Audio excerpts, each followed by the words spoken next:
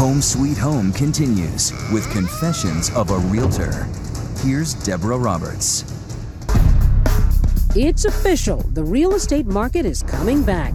And from princely penthouses to not-so-posh potholes, looks like a murder scene. An army of real estate agents is out there trying to make a killing. This is a bare-knuckle business, and there are no refs on the sidelines.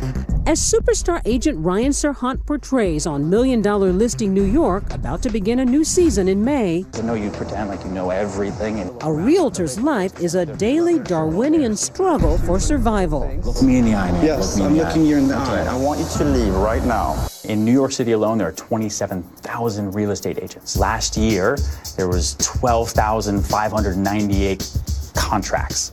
So they're out there desperate. And they're trying to think of ways, okay, how am I going to make money today? Are you a shark? You have to be. Trouble is, sometimes those sharks are feeding on you. Real estate can get very aggressive. Remember this shark? That's the nature of the business. You bring out the teeth when you're a broker. Deals are made and lost in seconds. Wheeling and dealing from the backseat of his chauffeured Cadillac Escalade, Serhant confesses the hustle can begin the moment you press the search button on your computer. I can take photos from around the world, whatever it is, and I can just create, a listing page.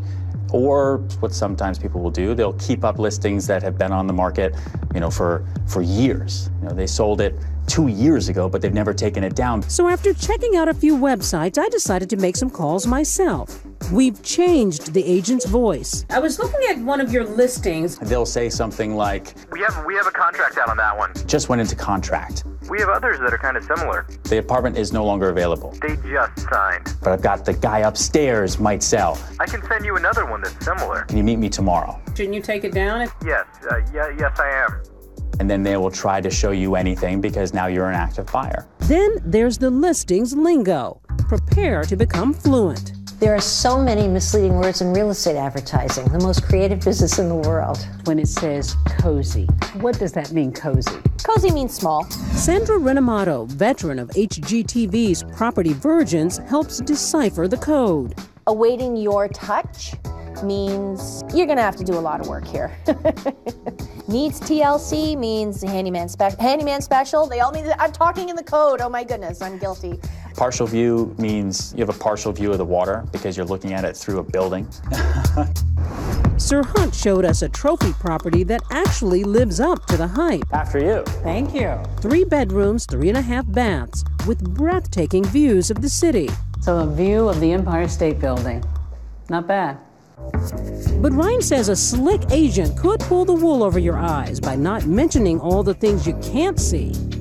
The biggest ethical issue that I see in the real estate market is dishonesty. If somebody was hurt or killed there, if there were bed bugs there, do they have to tell me this stuff? Yes. Now, there are a lot of agents who will say, oh, well, I didn't know. So if you say, Ryan, you never told me that, the apartment was full of termites, and I could say, oh, well, I didn't know. And if brokers can bamboozle the buyers, they can just as easily sucker the sellers, says Renamato. Start with those open houses. Think they're for your benefit? Think again.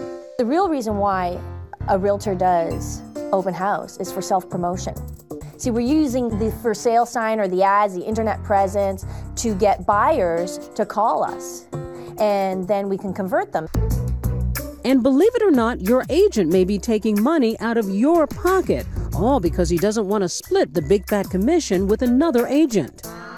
It has happened to me that I have registered an offer on someone else's listing and the sellers never knew about it. So he had a buyer in his pocket and didn't want to see my offer.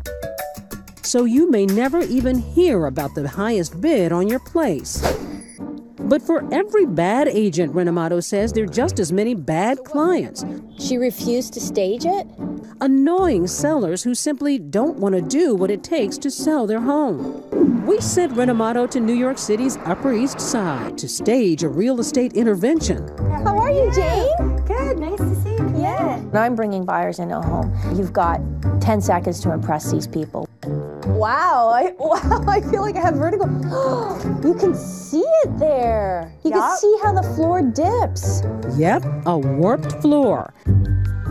And what's that pesky smell? Are you a smoker? I'd like to say I'm a smoker in disguise. I smelled it as soon as I walked in. How do you walk into someone's house and say it smells? But you have to. And burned out light bulbs. Come on. Do you think you can change 2 light bulbs? I noticed that, and then I was like, oh, I'll do it later. Jane, you've got 3, 4, 5, 6, 7, 8, 9 pieces of furniture plus a bed. You have to sell the space. You have to sell the size. I want you to take half of that stuff out. As she was telling me how cluttered it was, I was starting to feel claustrophobic myself. Worst of all, like so many sellers, Sandra says Jane has overpriced her apartment, in this case by $30,000. If nobody's coming to see your home and other homes in the neighborhood are selling, it's time to reduce the price. Ah, price, the $1 million word, which brings us back to Ryan Serhant's penthouse. And like the best of the best, There's nothing else like this. Serhant's always out to close the deal. Any confession? Who lives in this building? You maybe. Yeah, right.